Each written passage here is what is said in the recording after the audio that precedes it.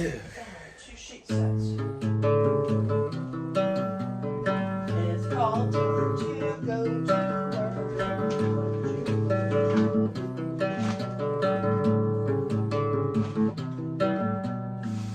There's bark on the tree. There goes a dog walking from me, and I have trouble seeing.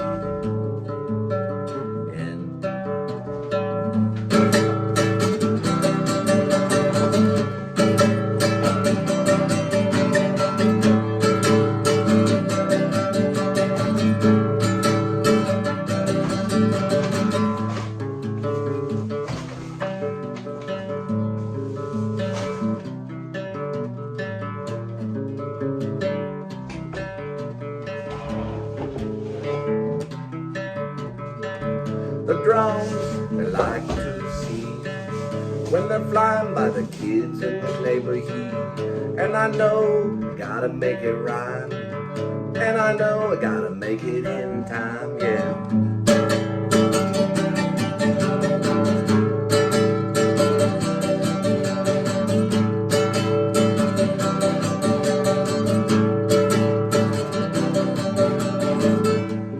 Jason Molina, he wrote Farewell Transmission. And then there's a guy in the Panhandle named Kevin Morley. Sometimes Tweety can see, sometimes I don't know how to make it fit, but that's okay eventually. Ooh, I made it just in time. It's a song, it has a rhyme. There's a cat house behind me.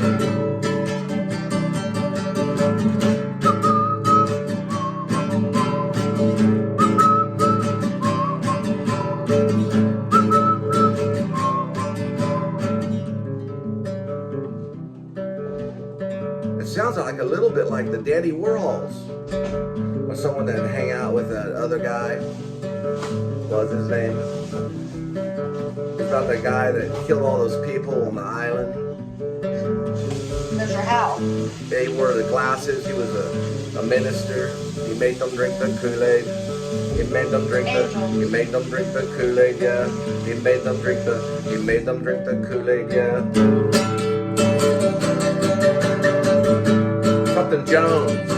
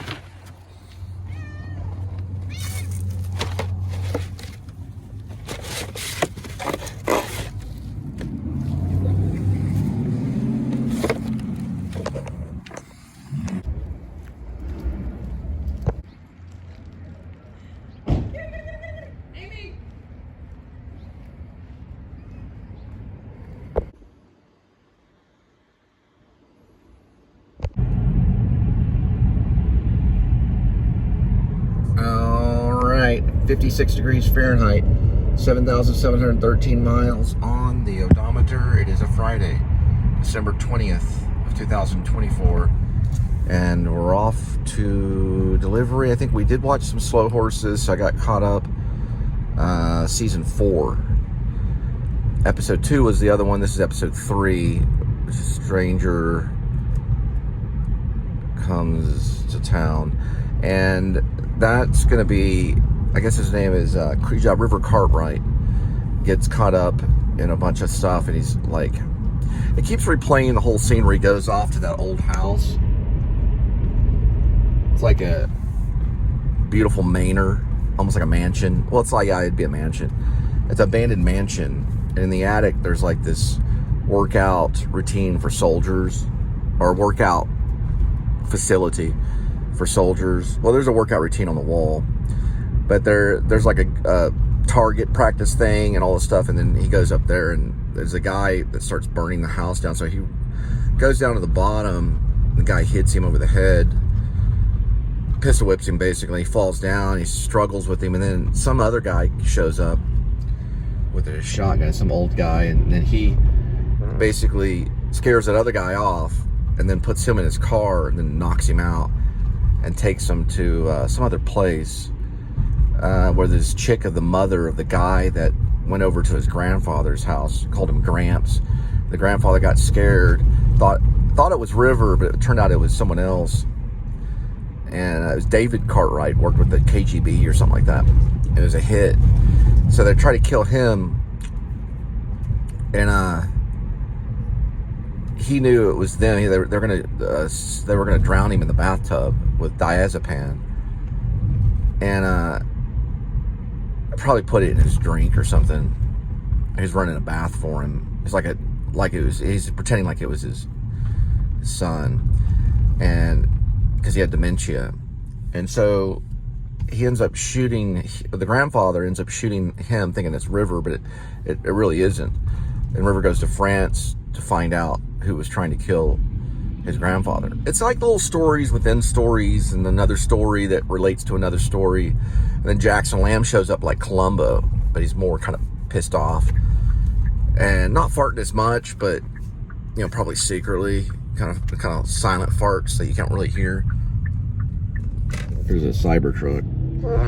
And anyway, it goes blah blah blah blah, and then I think they start to find out that the mother of the assassin to kill David Cartwright is still around, but her son, which was the assassin, isn't. So he worked for some kind of group, maybe the French Resistance or something like that. I don't really know. Some group. I don't know that part yet. I have to find out. Some group that would have an assassin that would kill an English spy. You find out Cartwright his father was probably a spy and worked with Russia or something like that. All right.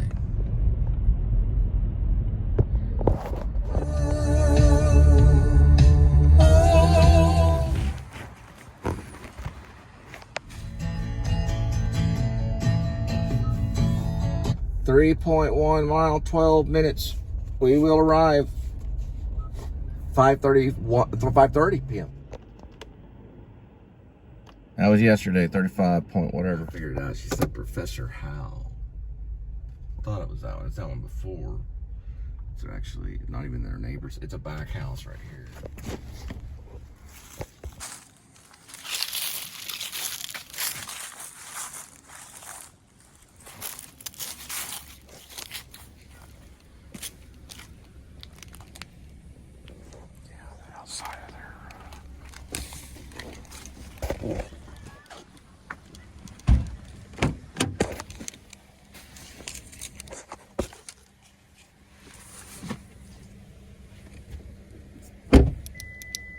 Did you get the right one? Yeah, okay.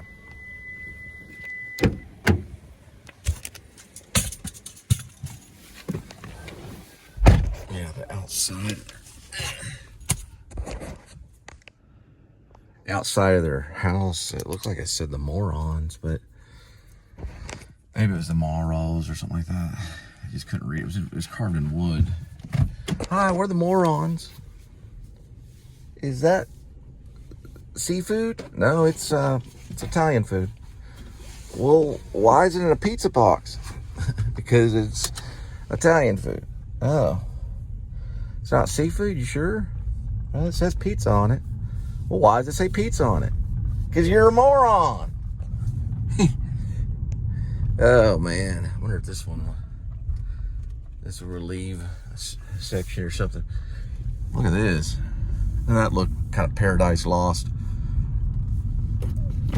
See if I can find that intro. Well, probably, it's not really a joke.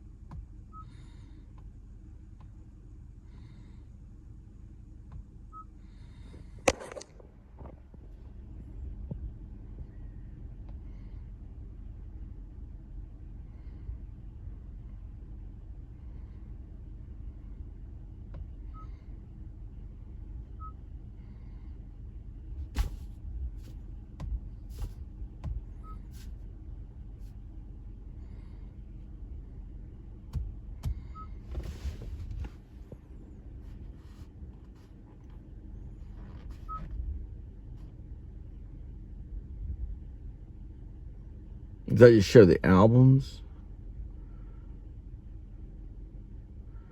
It'd be on this one then. Got it.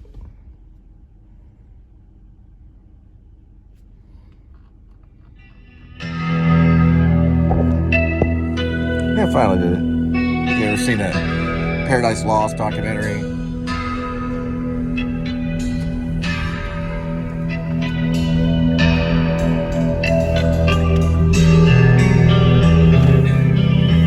Not that that's funny. I've talked about it a few times. Yeah, they were supposedly just kids dressed in, you know, Metallica clothing or goth. And they got blamed for the murder of these 3 little kids somewhere. And they did some vlogs on it, somewhere in the South. I don't know if it was Arkansas or Georgia or Kentucky or Mississippi or Alabama. Anyway, they ended up finding out that they didn't do it. And they served a lot of time in prison too.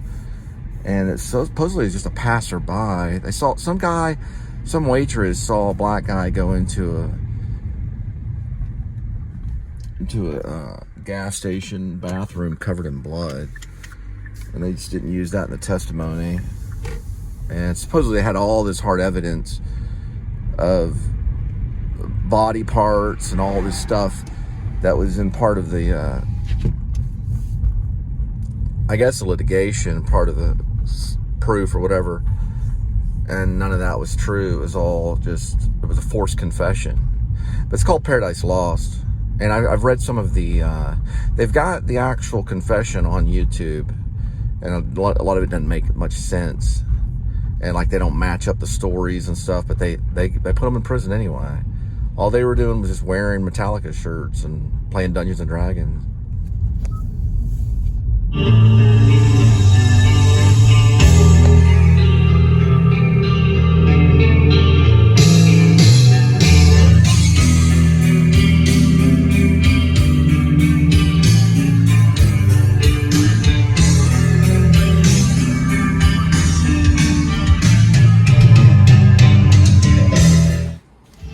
All right, 2.7, 6:25 p.m.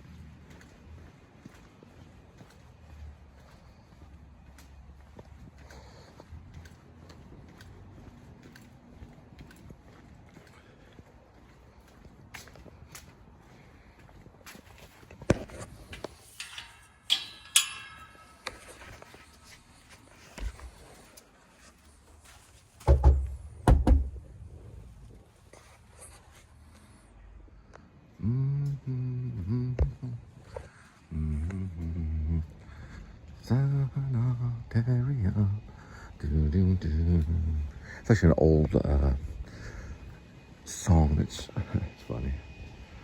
It's an old dun dun dun dun dun. Kind of like a Kenny G song that was redone. Welcome home. Century or whatever.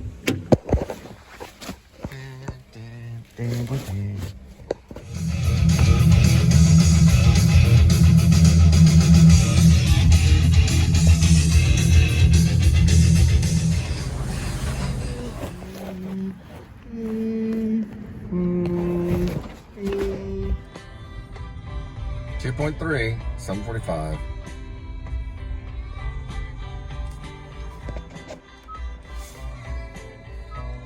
Nine minutes arrival time. Remain.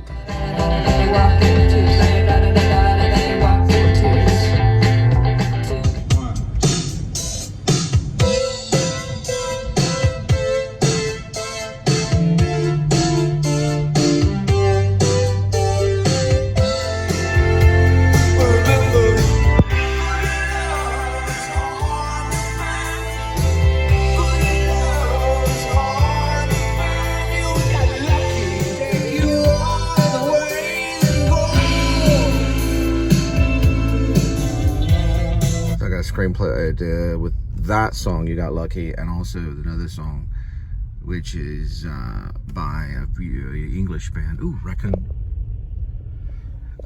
English band that goes, oh, how does it go? I want to use your love, something like that. The song, the movie is called Yer Love with Paid Training. It's kind of a 1980s film that would be shot modern day. It's kind of like a Scott Baio picture kind of thing. Is it I want to use your love. It's basically, it's an English band. But they sound American. I want to use your love. Yeah, I'll look it up in a minute.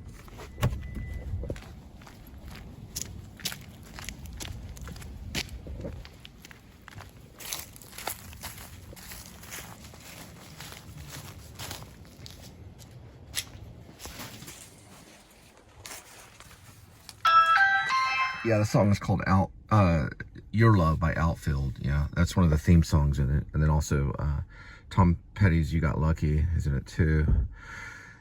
It's kind of oh, you know what? It's not 1980s. Yeah, it's a modern day. It's a modern day love film, but they dress sometimes like in the 1980s. That's right. It's about this guy that's starting a YouTube channel, and he meets this chick, probably like on a dating site, and then he gets these jobs where he gets paid training, like commission jobs, like door to door and things. So he gets paid training, but he's also trying to get this YouTube show lifted off. And it's got like 1980 songs. It's got like Outfields in it, Yer Love, and Tom Petty, and things happen in it. Not like Last American Virgin, but more kind of like The Karate Kid without the karate.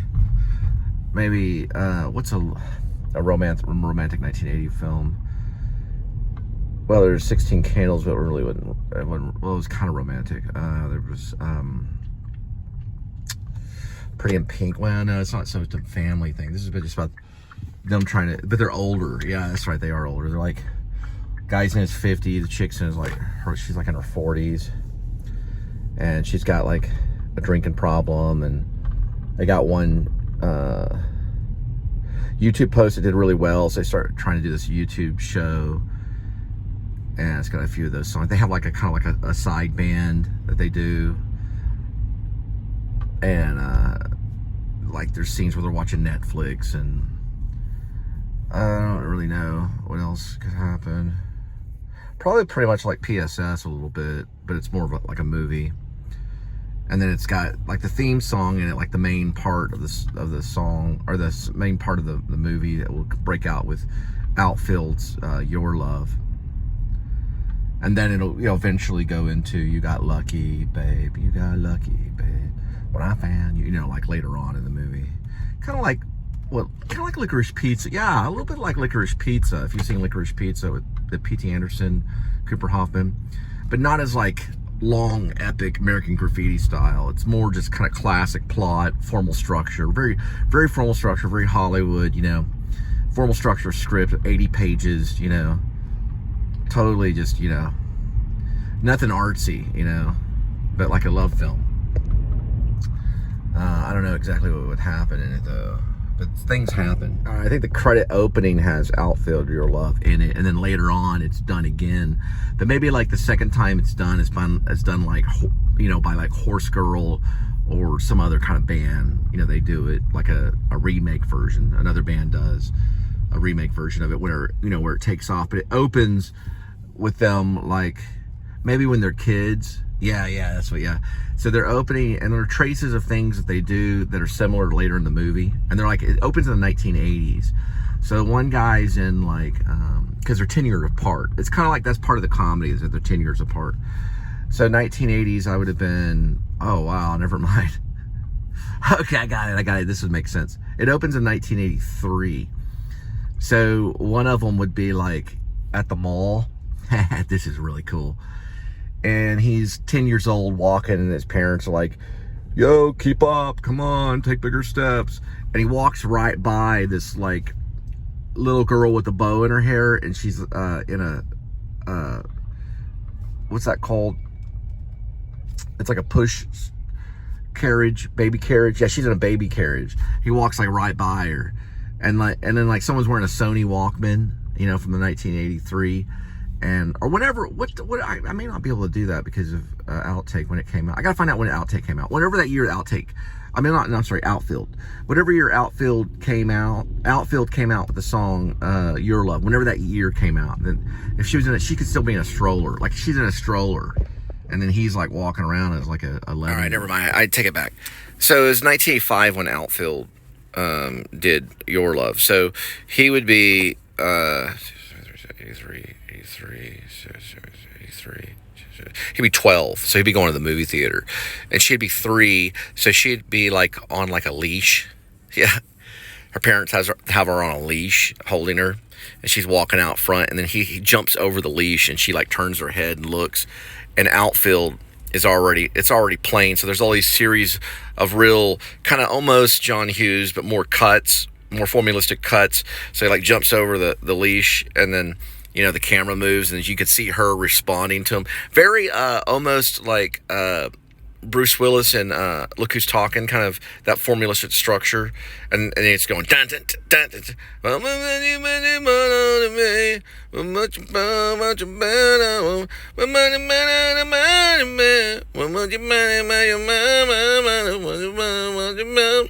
Love tonight. That kind of so thing. You know the drum part, not the drum, but the guitar part that goes. Well, he's already jumped over the leash, and the little girl's being, you know, held by her mom's like got a little wine cooler. You know, she's like in the mall, and he runs into the movie theater. He's got popcorn, and he sits down. He's eating the popcorn. He's watching like a 1985 movie.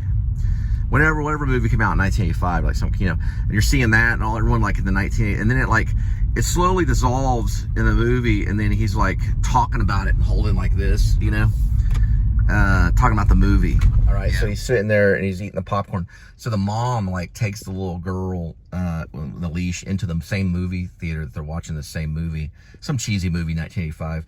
And then they sit down, and the little girl's like looking at him eating the popcorn with his friend. His friend shows up like late with the Sony Walkman. He's recording, puts a recorder on to record the movie, and they're all watching it. And she's like spying on him, even though she's a 3-year-old. You know, at the time she's 3 and he's 12. So when it's going bump up bump up bump up bump up bump up bump up bump up bump up bump up bump up bump up bump up bump. Okay, so when Outfield is doing the song Yer Love, so it's doing that, and then he already jumped over the leash because she's being guided by her parents, and then he runs into the movie theater. He's got popcorn. He's eating the popcorn, and then she comes in and she's still on the leash. And then they sit down, you know, and she's looking at him, and then it morphs, and he's older, and he's like 18. He's sitting with like one of his girlfriends, but she's way back in the back, and she's like 12, sitting with her mom again, you know, and her mom's got like Nicka gum or something like that, or she's sipping on like some wine and something, you know, or something like that. Well, maybe not. Maybe she's just having like a Sprite. Yeah, she's drinking a Sprite. Yeah, her mom just drinks Sprite, and then maybe she's sitting there and she's 12, so she has like a hot dog, and she takes a bite of the hot dog, and she's looking over. He's still there, you know. It's like, but 12 years later, they're like, you know, that just happened, a coincidence again. And then it cuts again, and he's walking like on the sidewalk or something in New York for a minute or something, you know. And then she's like walking somewhere in Dallas, and then it cuts, and finally, you know, he's like doing a YouTube show, but he's also, you know, he just signed on with like a solar company or something, you know, do door-to-door. He's like, is it paid training? You know, that's like one of the lines, and he's like, yeah, I'm on. Is there paid training? Then they meet eventually, and they do this like little gig thing.